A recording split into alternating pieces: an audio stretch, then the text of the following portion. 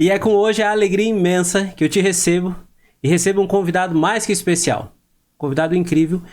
E nós conversávamos nos bastidores e eu tive a graça, antes de receber aqui no podcast, da presença dele em casa. Almocei com esse convidado especial, que você logo vai descobrir quem que é.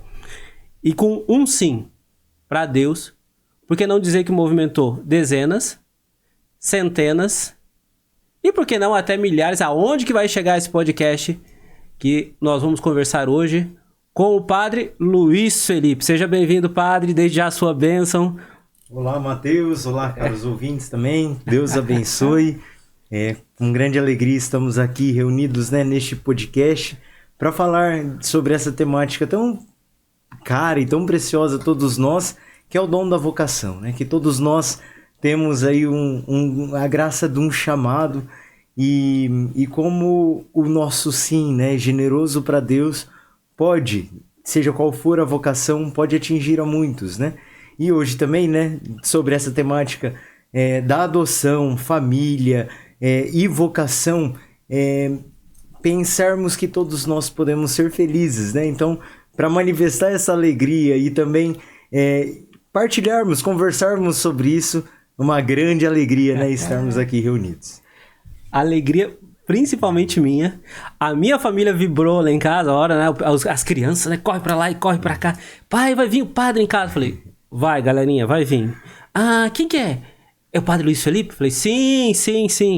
E aí o padre encantou. E olha, o pessoal da catequese, qual paróquia que o padre tá hoje lá? Eu estou na paróquia Bom Pastor, em Mandaguari. Nós descobrimos um talento. Padre, eu vou entregar aqui, desculpa. Vou entregar. Além de tudo, o padre encantou. Os meus meninos ganharam ioiô. Estavam na febre do ioiô. O padre é bom de ioiô. O padre ensinou os movimentos. Muito legal. Os meninos ficaram encantados. Deve estar treinando até agora. Mas assim, padre, o senhor, já nos conhecemos ali há um tempinho atrás. Mas eu queria que o senhor me contasse um pouquinho, contasse para quem vai nos assistir, ou para quem o senhor está lá na paróquia faz pouco tempo. Sim. Cheguei na paróquia em fevereiro, como diácono, né? E fui ordenado padre agora em agosto, dia 2 de agosto. E estou lá vivenciando, né, este início do ministério e muito feliz com aquele povo lá. Inclusive eu deixo um abraço, né, para todo o pessoal de Mandaguari, todo o pessoal da paróquia Bom Pastor, com tanto carinho lá, que estou juntamente com o padre João Paulo Piller e também com o padre Darcy. Padre Darcy, padre Piller, um grande abraço. Espero os dois, ou vamos conversando, por que não estar aqui comigo também? Padre Piller, por favor, hein? Estamos aqui. Mas assim, padre, ou às vezes eu chamo de Felipe, me desculpem assim, mas pelo carinho. Mas o senhor sempre sonhou em ser padre? Como surgiu? Da onde surgiu? O senhor é um jovem padre. Uhum. O senhor se ordenou agora. Uhum. Eu disse no começo por causa disso. Eu fui na ordenação do então Felipe, agora padre, Luiz Felipe.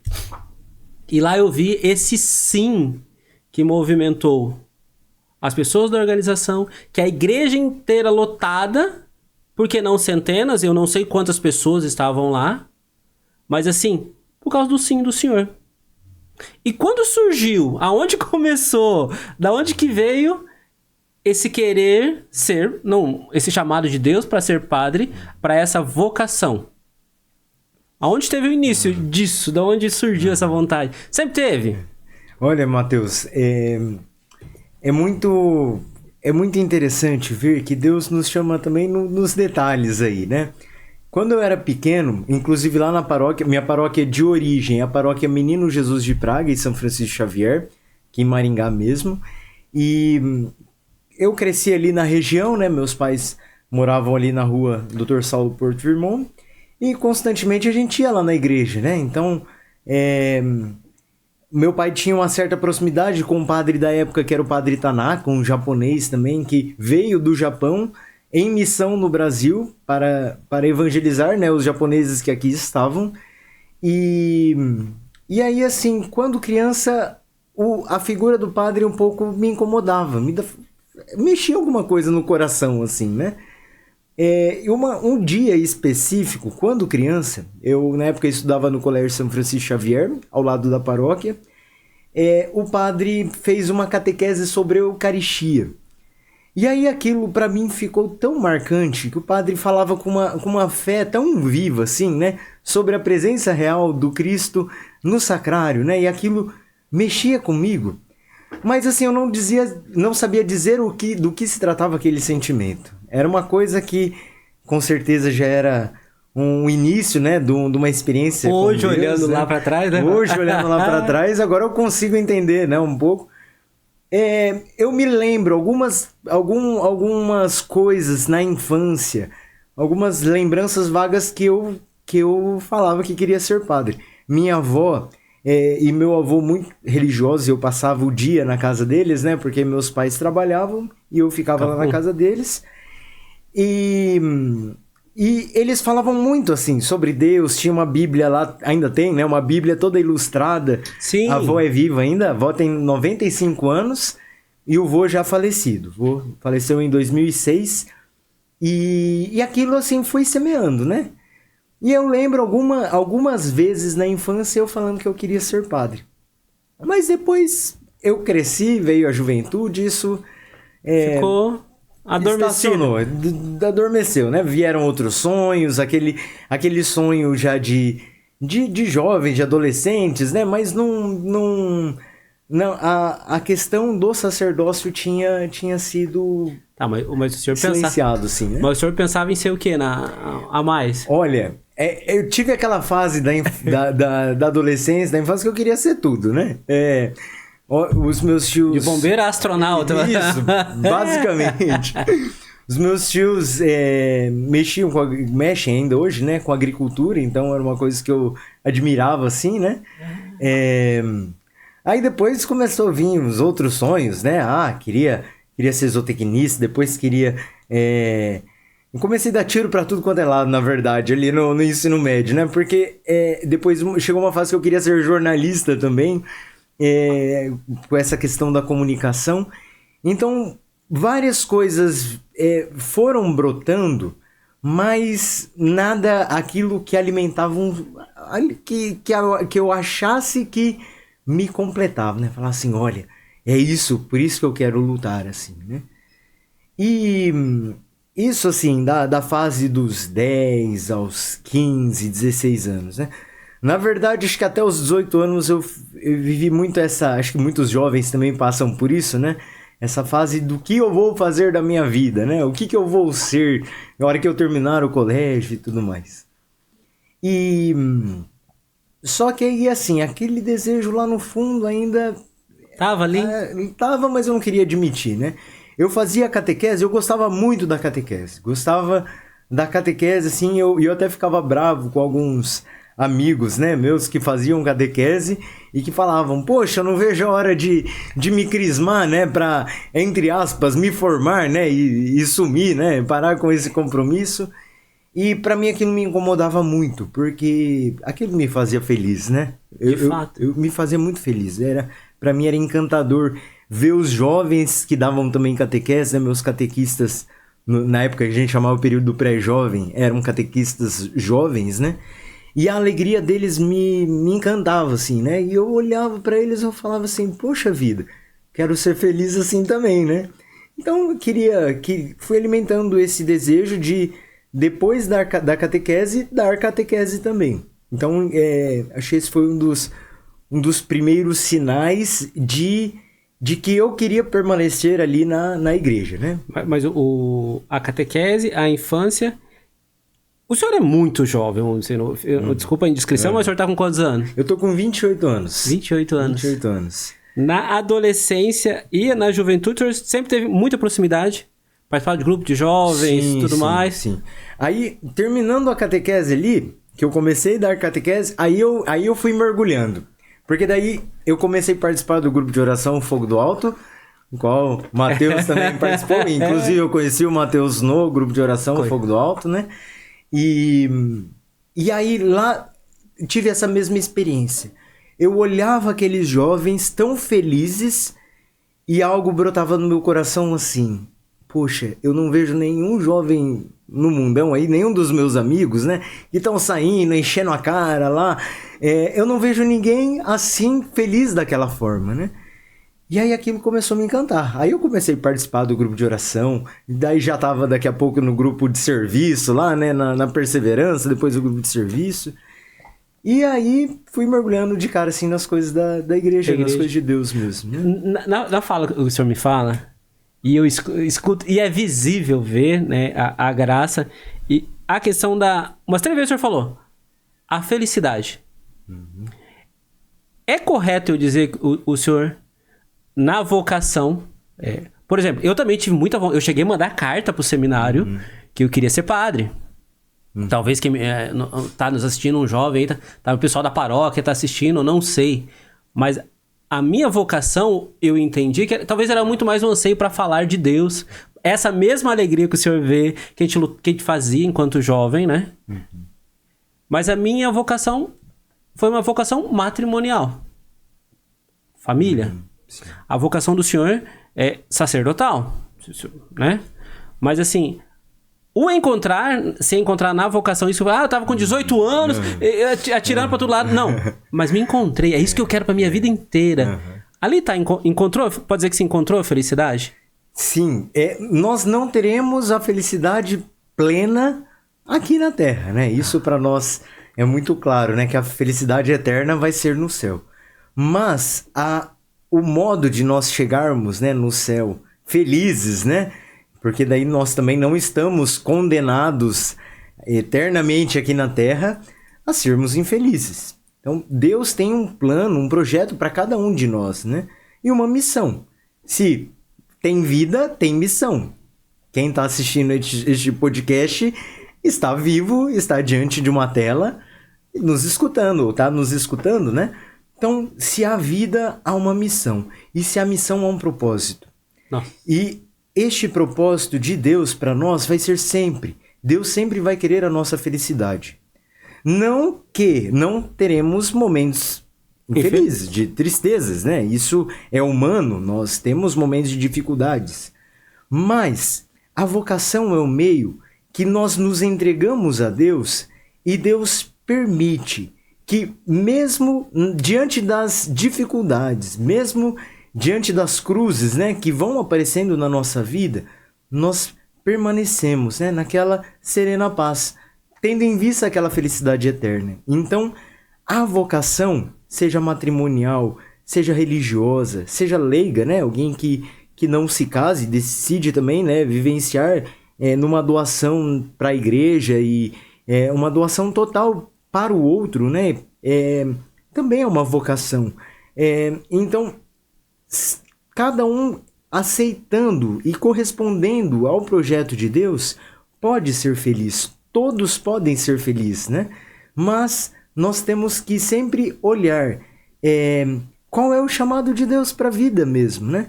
Porque não adianta. Se na minha vida eu me sinto vocacionado a ser um médico, eu gosto de cuidar das pessoas, de tratar as doenças que são humanas ali, né? Gostar da anatomia, né? E ter todo este interesse a isso. E se eu me obrigo, ou eu sou obrigado a ser um engenheiro e eu nunca me dei bem com os números, é evidente que eu não vou me realizar plenamente naquilo. Sim. Porque não é aquilo que eu sou, que é meu.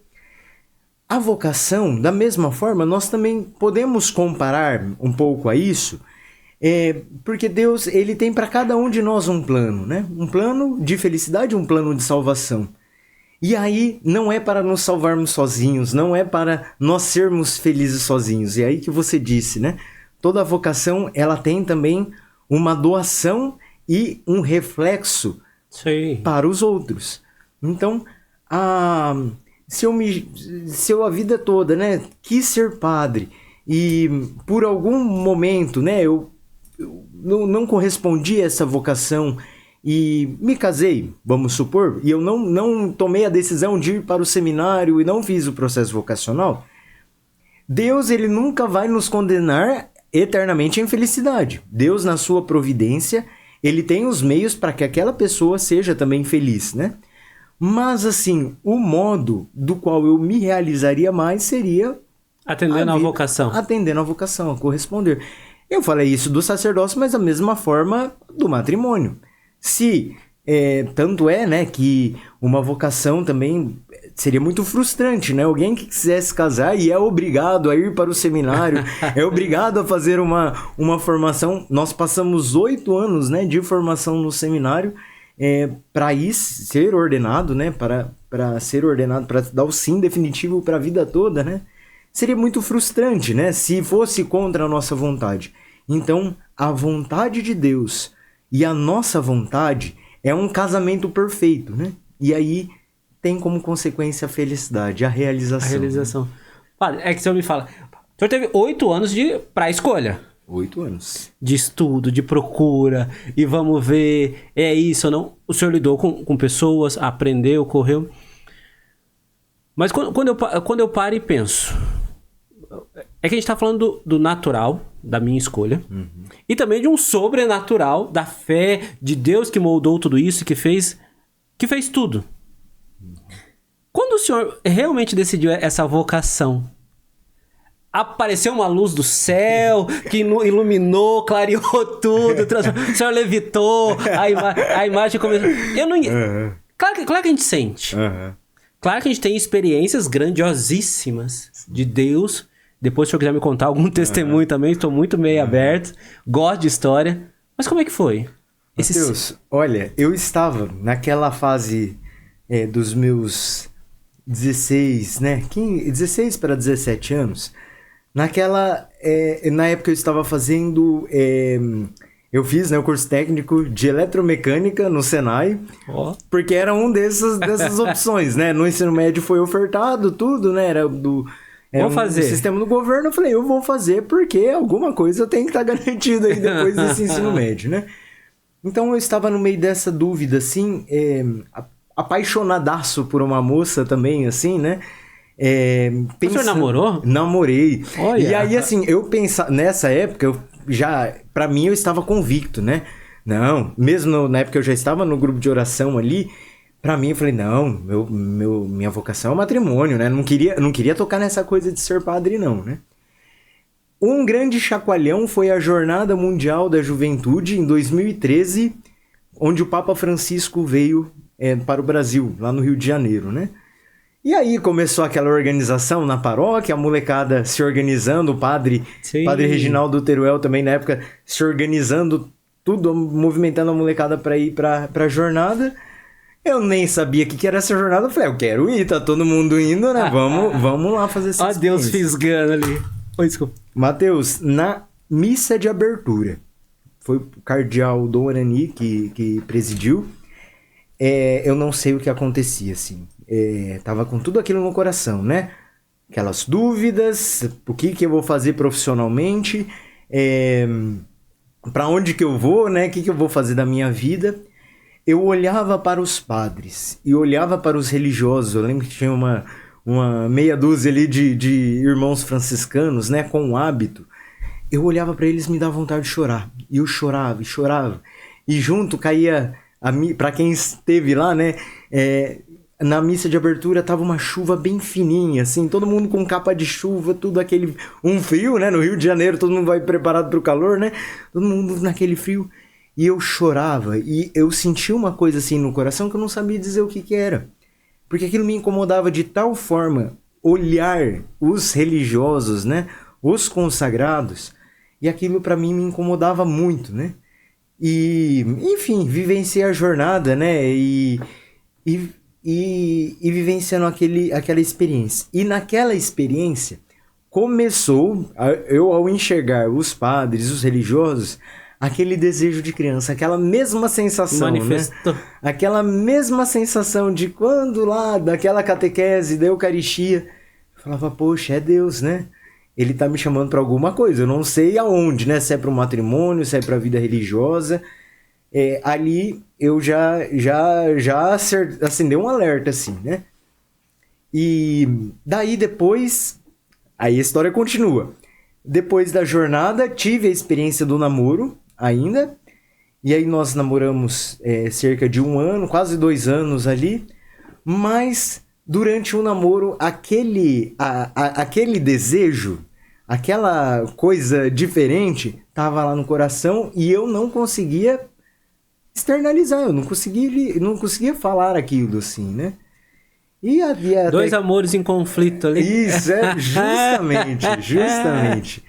E aí foi muito bonito, assim, né? Muito bonito o processo que Deus foi fazendo.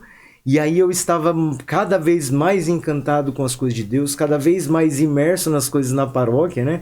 Aí eu já era acólito, era da intercessão, era do grupo de serviço, eu era catequista. Se envolvendo. Estava me envolvendo cada vez mais e aquilo me saciava assim mesmo, né? Porque eu falava, meu Deus, como eu sou feliz fazendo isso, né? E aí que começou o discernimento, né? Aí nós terminamos o namoro, eu falei, não, Aí os padres me ajudaram muito também, né, nisso. Eu falei, não, vou pensar na minha vocação, porque eu vejo que eu acho que Deus está me chamando, porque eu me sinto tão feliz. Até meu pai tem um ponto muito, muito importante nesse processo, que o pai às vezes brigava. Falava, menino, você não sai da igreja, né? Vai ser padre de uma vez, né? E eu ficava bravo, porque assim, ele não entendia, né, aquilo que eu estava vivenciando. Mas o pai também foi um grande, diríamos assim, que um diretor espiritual na minha caminhada, porque ele também ajudou muito nesse processo de discernimento, né? De falar, olha, pensa se é você mesmo, né? Se é Deus que está chamando, se não é uma fuga. E tudo isso eu fui discernindo, fui pensando a vocação. E aí tem outros pontos da amizade, mas depois a gente entra aí também, que é muito importante nesse processo de discernimento, né? Não, mas se o senhor quiser falar, a casa é nossa, o senhor pode à vontade. O senhor me contou uma história, depois a gente volta à questão da amizade ali, mas lembro que o senhor me partilhou uma história que o seu pai tem uma chácara, ou do seu avô que o senhor ficou ali um dia, como é que foi essa... Isso. Eu falei que o pai foi um diretor espiritual, então, para entrar no seminário, nós fazemos os encontros vocacionais, né? Nós somos acompanhados pelos padres do seminário, os formadores, e o padre Milton, que me acompanhou. E o padre Milton, muito, muito sábio assim também, né? Sempre me ajudou muito no discernimento vocacional. Mas o meu pai, num dia desse, chegou e falou assim, olha... tem esse detalhe que é interessante. Eu fiz 2 encontros vocacionais, 3 encontros, aí teria um quarto que seria a resposta. Que eu teria que ir para aquele encontro decidido se eu queria fazer a experiência do seminário ou não. Antes de entrar no seminário, tudo isso antes de começar. Tudo isso antes de entrar no seminário. Então, Você que está assistindo a gente, olha... Não precisa correr direto do seminário. Vai fazer um vocacional. Uma experiência. Não é assim... Pôs o pé do seminário, tá lá fechado. Tem que ser... Não. É um processo, né? Um caminho de discernimento mesmo, né? E aí, então, para dar resposta nesse último encontro, meu pai falou assim, olha, eu lembro, faltava um mês mais ou menos para o encontro. O encontro acontece todos os meses, né? Aí meu pai falou assim, olha, vai para o sítio, faz um retiro particular de 1 semana. Na época eu não estava trabalhando, né? E faz de 1 semana para você dar essa resposta, para ver se o sim é seu mesmo e não de outros. Mateus, eu vivenciei 1 semana tão boa, assim, uma experiência tão profunda de Deus. Eu sempre gostei muito, né, da espiritualidade monástica, né, dos monges eremitas que lia lá, né, as histórias, né, dos monges de São Bento, São Bernardo, que se retiravam ali, né, Santo Antão, e aí eu falo assim, poxa, como que será que deve ser essa experiência, né? E meu pai, ele tem um livrinho, eu acho muito conhecido por todos, né, de Thomas de Kempis, A Imitação de Cristo, e ele falou assim, vai com esse livrinho e deixa Deus falar com você, com a palavra de Deus, com esse livro, que a Imitação de Cristo ele é muito pontual, né, por temáticas ali. E aí eu fui pro sítio, fiquei ali 1 semana e eu nunca me esqueço. Eu fui lá na segunda-feira sozinho. A única coisa que eu sabia fazer era macarrão com molho branco. Uma semana macarrão. Fazer um bauru lá, um pãozinho. E me aventurei, né? De ir lá pro sítio da família e fiquei lá, sozinho, né? Eu e Deus. E eu me lembro certinho como se fosse hoje. Era na sexta-feira. Peguei o celular, aí eu desliguei o celular, né? Fiquei longe de tudo. Na sexta-feira eu liguei pro meu pai e falei, olha pai, eu vou pro seminário. Eu vou pro seminário e se Deus tá me chamando, Ele vai dar todas as condições para mostrar se é isso mesmo, né? E aí meu pai, nossa, ficou todo emocionado, foi lá me buscar, né? Porque na época eu também não dirigia. Foi lá me buscar e ele ficou assim muito... E aí na semana seguinte eu fui no seminário fazer o encontro, que teve a conversa para entrar no ano seguinte, né? Tudo isso aconteceu no ano de 2015. E eu entrei no ano de 2016 no seminário. E aí o Padre Milton também, né? Acolheu toda essa experiência, assim. Foi uma experiência muito forte, assim, né? Então por isso que eu falo, meu pai foi um dos meus primeiros diretores espirituais aí. Como que é o nome do seu pai? Luiz Carlos. Luiz Carlos. E da sua mãe? Albertina. Ah, senhor Luiz Carlos, dona Albertina. Olha, parabéns pelo filho, hein? Deus abençoe. Eu via... Vamos dizer assim, a gente participou do mesmo grupo, né? Um tempo, o Fogo do Alto. Eu via o jovem Felipe, né? Mas aqui era gostoso porque no sentido que todo mundo era imbuído naquela vontade, vamos viver para Deus ali, né? Uhum. Aquele momento, aquela assim... Mas eu recordo que tinha um pessoal muito... Tem, né? Todo mundo... O grupo existe até hoje. Mas da fase que a gente participou, todos queriam muito viver essa realidade de Deus. Né? Vamos viver essa experiência de Deus, assim, da vocação. E lembro... Hoje, aquele menino, né? Hoje, o padre Luiz Felipe. Mas lembro muito bem também das vezes que a gente participava lá. Muito de Deus, assim. Hoje a gente olhando, eu falei assim, então era Deus já chamando, Deus já tocando o coração. Eu falo por isso que eu tive vários pessoas, Mateus, faz o seu discernimento. Mas não era vontade. Vendo o Senhor, né, posso dizer que também me realizo na sua vocação. E quantos que talvez estejam vendo e pensando alguma coisa nesse sentido da vocação e pensam que é algo extraordinário, né? É algo extraordinário, sim. Falo pro Senhor, como eu já disse antes, né? Ver um jovem entregando a vida para Deus.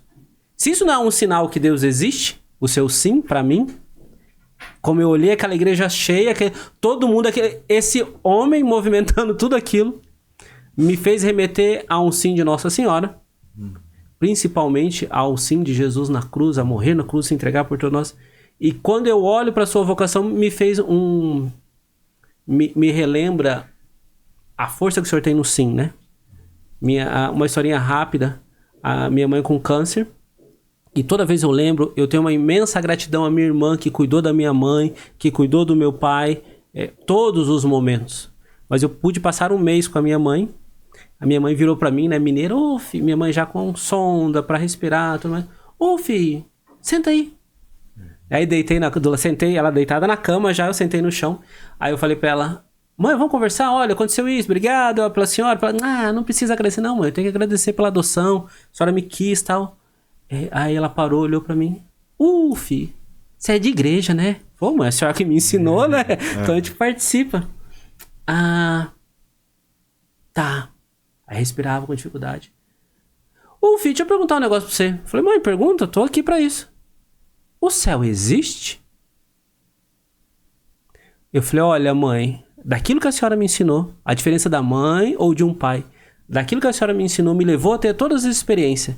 Se o céu não existir, eu paro de tentar. Falei, por quê, mãe? Nada, não. Só pra saber, né? Ela deu risada, mas vamos falar de outras coisas. Depois de um mês, eu vim embora. E aí a minha mãe, depois de um mês, acabou falecendo. Mas o que é a diferença de um pai e de uma mãe na vida, né? E aí eu pergunto pro senhor, né? Esse sim que o senhor deu, fosse pra quem nos assiste, o céu existe, padre? Nossa, Permita-me citar, né, uma frase do servo de Deus Guido Scheffer, que ele falou isso de algo parecido, assim, numa entrevista na rádio, né? Ele disse assim, que o sim que nós damos a Deus é motivo e fonte de cura para muitos. Então, o sim que nós damos a Deus é motivo e fonte de cura para muitos, né? Então, a vocação, se nós pararmos para pensar, esta realização, esta alegria, né, que vem do céu, já é uma manifestação, uma antecipação do céu na nossa vida. Nós temos que proporcionar, né, experiência de céu também para outras pessoas, né? Então, essa simplicidade, né, da sua mãe e essa oportunidade não é senão um sinal, né, que o céu existe na vida do qual ela correspondeu, de um sim que ela também deu. Sim. Então, o sim, né, que a gente dá generoso a Deus, e isso não só na vocação sacerdotal, mas também em todas as outras vocações, é a prefiguração do céu, né? O matrimônio, o homem que se une com a mulher é a união também já de Cristo com a igreja. Aquela união que nós veremos na eternidade, né? Então, o céu, ele é manifestado, né? O céu que nós veremos lá na eternidade, assim, né? Mas não é algo distante. Para nós chegarmos à santidade, é preciso começar aqui nas pequenas coisas, né? Então, assim, e tudo isso passa pelo sim, né? Tudo isso passa por um sim generoso, né? Um sim generoso de um pai, de uma mãe, de família, que às vezes no cansaço, né, do dia a dia, fala, não, hoje eu vou servir a minha família, eu vou mais um dia doar a minha vida de trabalho para o sustento, né, dos meus, para a educação dos meus. Tudo isso são sinais do céu. O padre, né, que ao acordar faz ali sua liturgia das horas e vive essa união, né, íntima com Cristo, para também atender ao povo que foi a ele confiado, né, e administrar os sacramentos, levar a experiência de céu para essas pessoas, né? E o céu é muito simples, se pararmos para pensar, né? Santa Teresa de Calcutá tinha ali a experiência de céu ajudando aquelas pessoas caídas. Sim. Que ninguém queria ajudar, né? Tanto é que tem uma história muito famosa dela, né? Que o empresário chegou para ela e disse, olha, Teresa, eu não faria isso que você faz nem por $1 milhão. E ela também disse, eu também não faria isso. Mas é justamente o amor, né?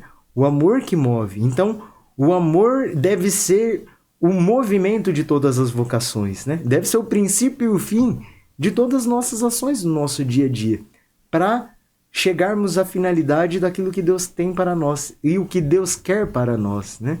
Então, esta vivência, né, no nosso dia a dia deve ser também experiência de céu aí para outras pessoas. Nossa, incrível.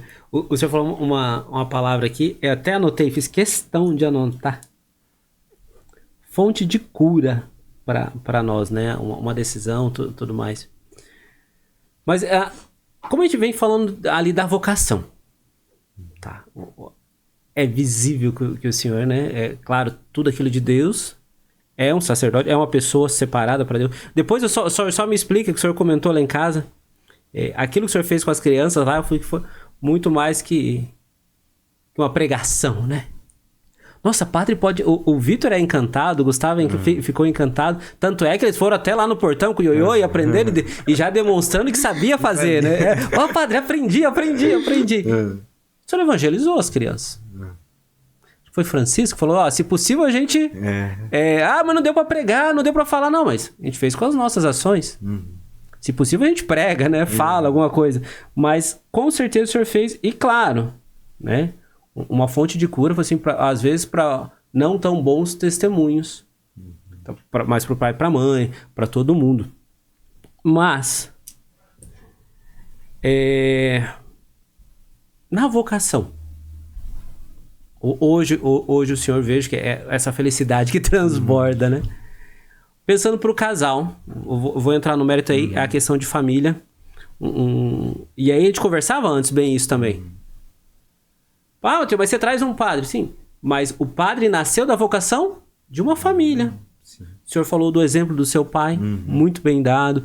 A sua mãe, garanto que o exemplo. O senhor é filho único, tem mais irmãos? Tenho um irmão. Mais um irmão? Um irmão mais velho. Aqui uma irmã no céu intercedendo. Ah, olha só. A mais velha, a Marta, ela faleceu no parto, né? Aham. Ela nasceu prematura. Então, sempre, quando perguntar para o meu pai quantos filhos tem, ele vai falar sempre 3. Três. 3. Uma no céu e 2 aqui. Ah, e assim né? E assim e assim Mas no seio da família que nasce a vocação. Sim. Ou tô errado em falar isso? É isso mesmo, é isso mesmo.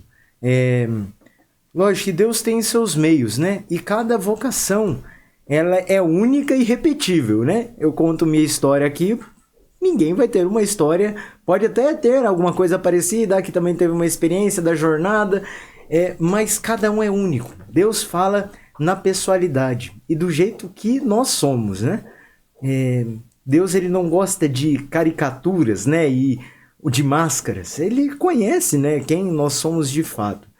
E na família, a família deve, né? Embora hoje em dia acaba sendo um ideal distante disso, mas a família deve ser o local de sermos quem nós somos, né? De ser o local onde nós confiamos, né? Plenamente naqueles que nos formaram, nos educaram, né? De partilharmos também sobre as coisas de Deus, de ter a catequese ali, né? De aprender sobre as coisas de Deus e também das coisas cotidianas mesmo, mais simples, corriqueiras, né? Do que fazem parte da nossa vida. Então, a vocação, ela brota do seio familiar mesmo. E se a família nunca fala de vocação, e aqui falando de vocação cristã, né? Quando a gente fala do matrimônio, da vida religiosa, o padre, né, que é ordenado, mas nós falamos também de vocação de humanas no sentido natural, né, daquilo que sabe fazer, aquilo que consegue fazer bem feito, então ser um local de conversa, de diálogo com isso também, né, buscando, né, os pais também para com seus filhos, o modo, o meio do caminho dos seus filhos serem felizes e livres, né? Na liberdade em Deus, assim, né? De autonomia, para crescerem, né? Com uma maturidade que se destaquem no sentido das convicções mesmo, né?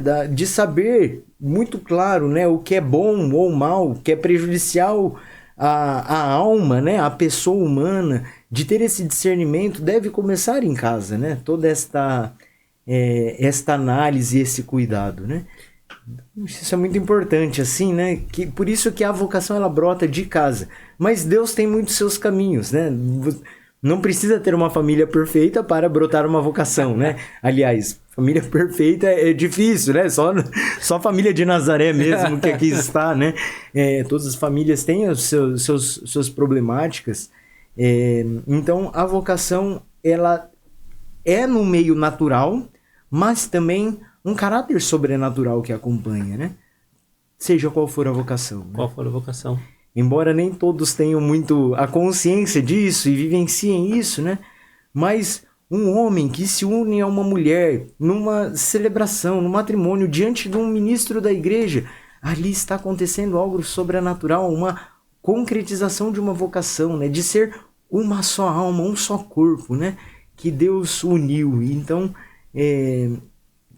tem algo sobrenatural que acompanha também a nossa vida. Eu escuto o senhor falando assim, muito mais do que... simplesmente, não, nós temos que rezar, nós temos que fazer isso, nós temos que ir na missa, ou nós temos... Ou cumprir preceito, ou fazer. Mas quando eu escuto, quando eu vejo um rapaz, um homem que teria toda a liberdade para escolher o que quisesse, e resolve escolher ser sacerdote, resolve escolher por livre vontade, eu falo, nessa família, muito mais que falar, houve o exemplo.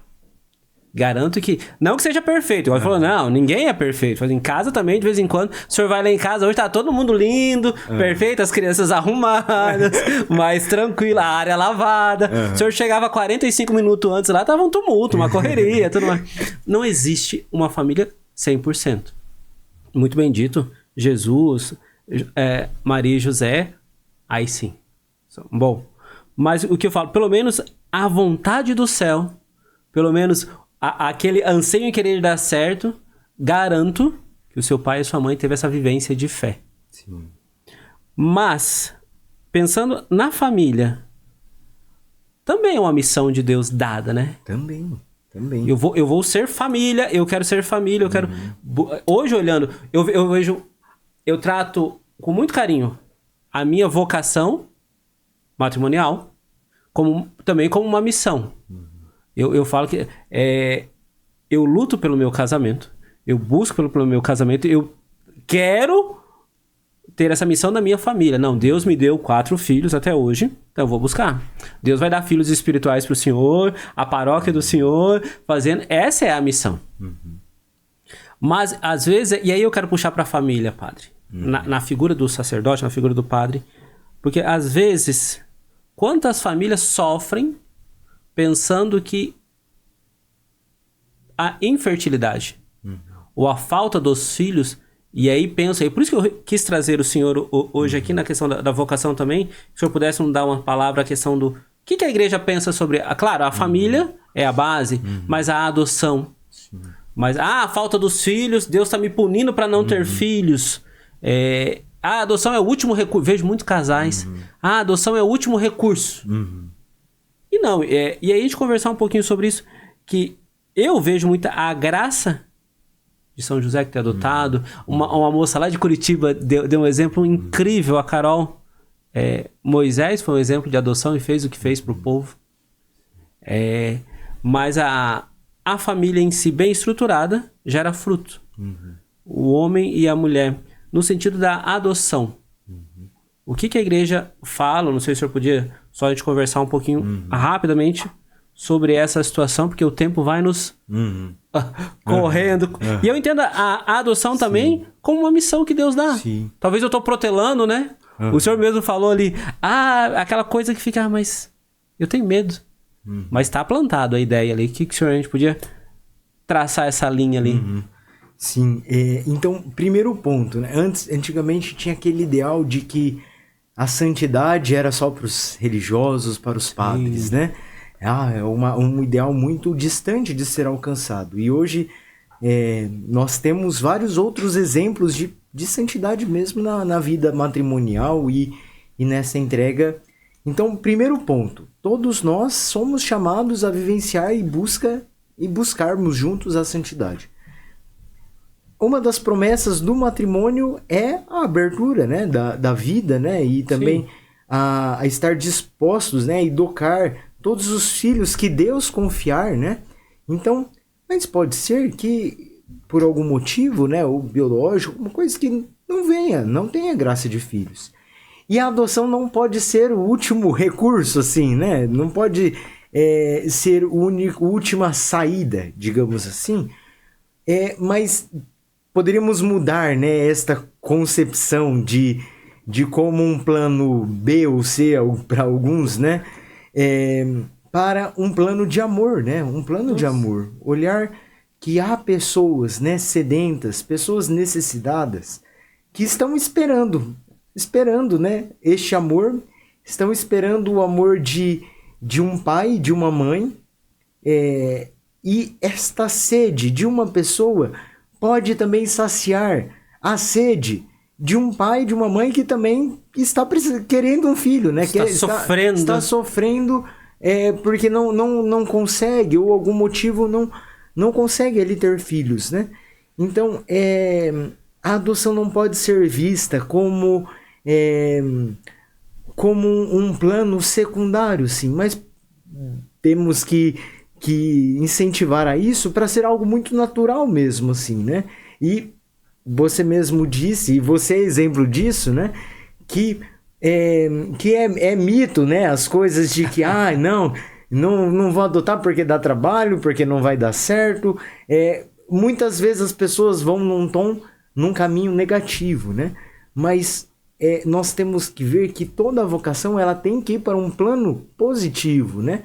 De que eu posso, né, educar e criar uma criança adotada com todo o meu amor que eu daria para o meu filho biológico. E isso é possível, né? Porque a nossa capacidade de amar está relacionado com o nosso interior e não aquilo que é meramente biológico, né?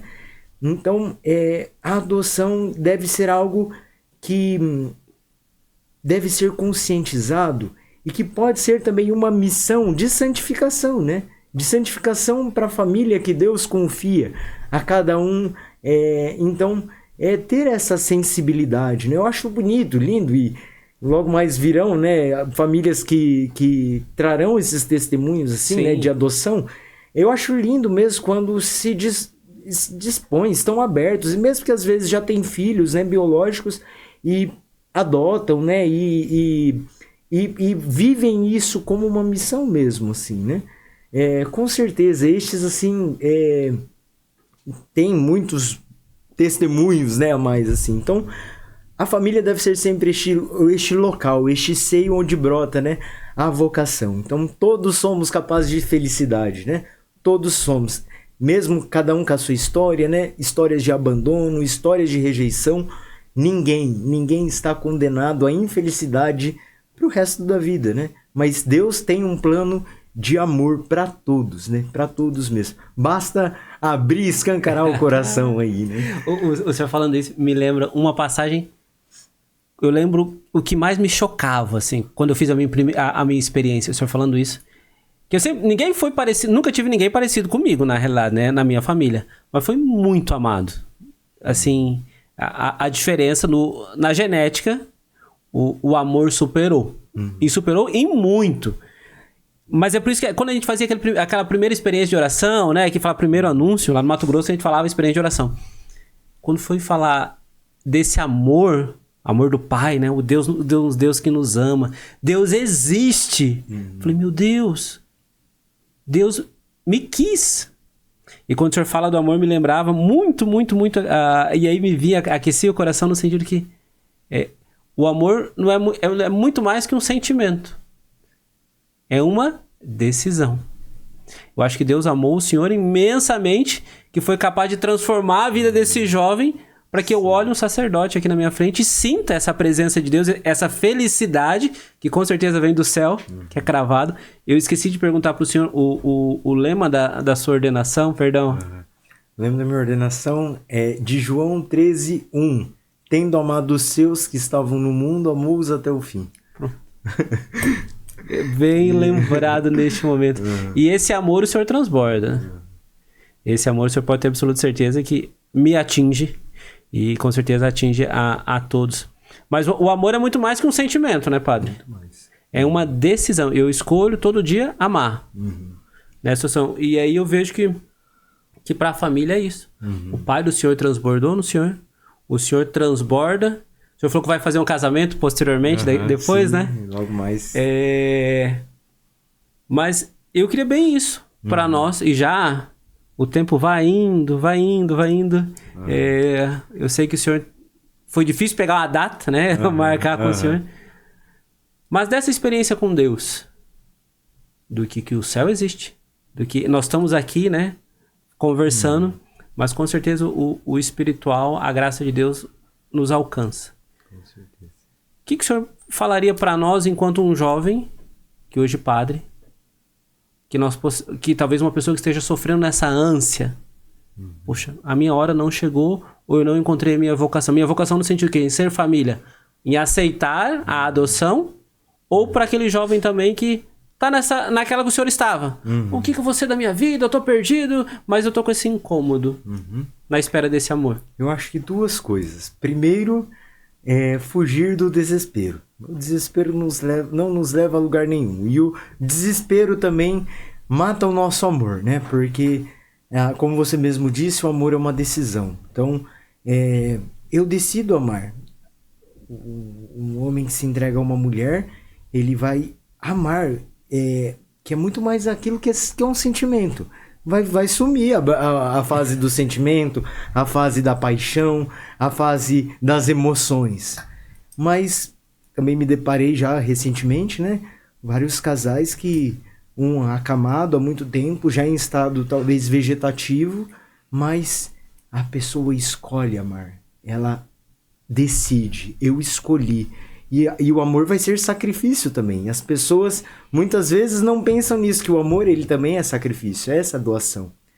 Então fugir do desespero, porque o desespero nos impede desta decisão, nos priva dessa decisão, né? Porque, nos turva a visão, padre. Nos turva, daí não decidimos nem por uma coisa nem por outra, aí ficamos presos na ilusão, né? Ou querendo outras coisas que não são a realidade, né? Então, focar na realidade, assim, né? Daquilo que é o amor. E segundo ponto, dar passos, não cair no eterno... eu tô pensando. Tenho certeza, né? Que muitos... Nossa, eu tenho tanta vontade de adotar, mas só fica nisso. E não dá passos de conhecer, de ver como que é o processo, de conhecer famílias que adotaram, né? De dar passos para isso. Mesma coisa na vocação, né? Ai, quero tanto ser padre, nossa, mas não, eu tô pensando, e passa, a hora que vai ver, já passou a vida e tá pensando, né? O tempo corre.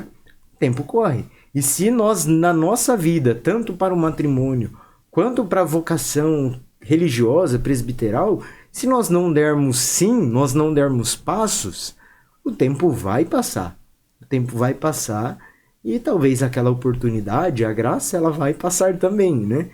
Então, ter sempre esta consciência que a minha decisão hoje, né? Eu acordei hoje, eu quero amar intensamente hoje. Eu não sei o dia de amanhã. Eu não sei se eu vou estar vivo semana que vem. Eu não sei como vai ser. Então, o sim, né? Aqui, trazendo aquela mensagem do Guido Scheffer, com a graça de Deus, logo vai ser santo também, um santo brasileiro, né? Muito tempo da gente fala da história dele, mas... então, essa questão de o sim que nós damos a Deus, ele deve ser para os outros, ele não é para nós mesmos, né? Então, sempre, quando nós fazemos qualquer ato de amor, não é somente nós que somos beneficiados, mas todas as pessoas que estão ao nosso redor, né? E aí nós começamos, né? Como você falou da minha, né, vocação assim específica, mas também um casal que bem vivencia o seu matrimônio, ele também vai ajudar outros casais que também querem vivenciar o seu matrimônio, né? Então, a nossa vocação, ela sempre tem um impacto. Sempre vai ter um impacto, porque o amor, ele gera isso. O amor, ele gera... O amor, ele é silencioso, mas ao mesmo tempo ele é barulhento. Porque causa na pessoa um espanto, né? Olha o espanto de, nossa, como eles são felizes, né? O amor, ele realmente transforma mesmo o ambiente, né? Muito bem, padre. Obrigado imensamente. Padre, antes de terminar, eu não posso deixar a presença de um padre passar aqui e não pedir a bênção. Claro, para todo esse local, mas também para as pessoas que nos assistem, para todo mundo que vai passar por este local aqui. Se o senhor puder nos dar essa bênção, antes de encerrar, e desde já agradeço imensamente. Temos ainda 5 minutinhos ou não? Acabou o tempo. Acredito que temos sim. Eu falei da amizade e acabei não falando da amizade. Antes da bênção, então, antes da bênção. Se você tem aí, por favor... Se não, meus irmãos, eu preciso só citar isso, né? Um trecho lá da época do grupo de oração que eu estava discernindo, a amizade foi muito forte. E aí, só para contextualizar, eu estava no Ministério de Intercessão, juntamente com a Andressa e juntamente com o Rafael. Nós éramos aqueles amigos que terminava o ensino médio, a gente fazia o ensino médio à tarde e ia tomar tererê na casa do outro e conversar sobre as coisas de Deus. Nós três vivenciamos as mesmas crises no mesmo tempo. A Andressa e o Rafael junto? Isso, a Andressa e o Rafael. Ninguém falava nada pro outro, assim. Questão vocacional. Eu namorava, a Andressa namorava e o Rafael namorava. Nós três. Ali, né, cada um, todos ali do grupo de oração. E só que a gente não falava um pro outro. E aí, só que a gente conversava muito sobre as coisas de Deus, né? E aí até que eu não sei se eles conversavam, mas um dia eu cheguei e falei, né? Eu falei, olha, tô com essa crise, né? Vocacional e tudo mais. Nisso o Rafael já estava fazendo encontro vocacional há um bom tempo. A Andressa estava... Aí, nós terminamos os namoros ali praticamente no mesmo período, né? A Andressa está fazendo um vocacional para entrar para as irmãs. E eu comecei a fazer o vocacional para o seminário, assim, né? E aí, nós fomos um apoio um para o outro, fortemente, assim, nesse período de discernimento, né? E aqui deixo um abraço para eles, né? Para o Padre Rafael hoje. Hoje, Padre Rafael. Hoje, Padre Rafael. E hoje, Irmã Jacinta. A Andressa se tornou Jacinta. Tornou uma irmã religiosa. Lá, ela está morando em Ponta Grossa e é da comunidade Servos da Misericórdia de Sião. Um grande abraço também, né, para todas as irmãs lá. E então, assim, a nossa vocação surgiu naquele também meio de amizade, né, e um foi para o outro um grande auxílio. Assim, eu tenho grande estima também por eles, grandes amigos mesmo na caminhada vocacional e são também para mim inspirações, assim, né. Conheço os dois, muito bom. Então, eu não podia, né, falar de vocação sem citar essas duas pessoas importantíssimas aí na minha vida. Não poderia falar de vocação sem deixar de falar de amigos que me levam para o céu. Justamente. Que graça, padre. Esse era um outro tema que nós podíamos conversar mais umas 2 horas tranquilo. Dá pra não, mas... Padre, obrigado imensamente. Que você, o padre vai dar a bênção, tá? Você que nos assiste, mas obrigado imensamente por você. E se você puder nos ajudar, se você viu, tocou no coração, procura. Diga o seu sim e corra atrás da sua vocação. Pelo menos tira dúvida, né, padre? Isso aí. Tira dúvida. Não custa. Eu sempre... A gente brincava, minha esposa brincava com a gente. O Matheus gosta da juventude.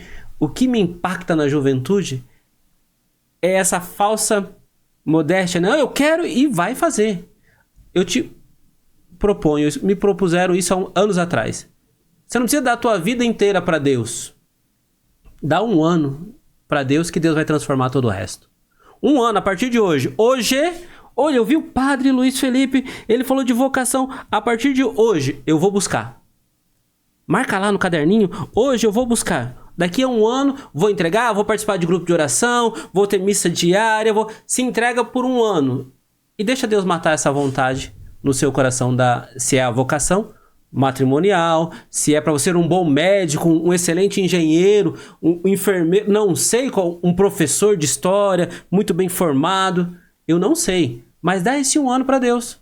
E depois você me conta o resultado, a hora que achar o padre por aí. Padre, eu vi que você, naquele podcast falou desse 1 ano. Tô nesse 1 ano.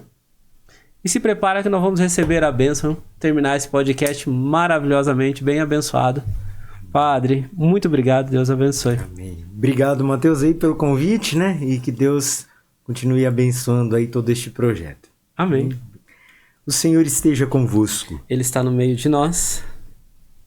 Que o Deus de bondade, o Deus de amor, o Deus desta fonte inesgotável de misericórdia, desça sobre cada um de vós, para que possam, com muita generosidade, corresponder ao chamado de Deus, discernir a sua vocação e dar um sim generoso para Deus, que também consequentemente atinge toda a nossa humanidade, toda a humanidade. Que desça sobre todos vós a bênção de Deus Todo-Poderoso, que é Pai e Filho e Espírito Santo. Amém. Amém. Jesus, Maria e José, a nossa família vossa é.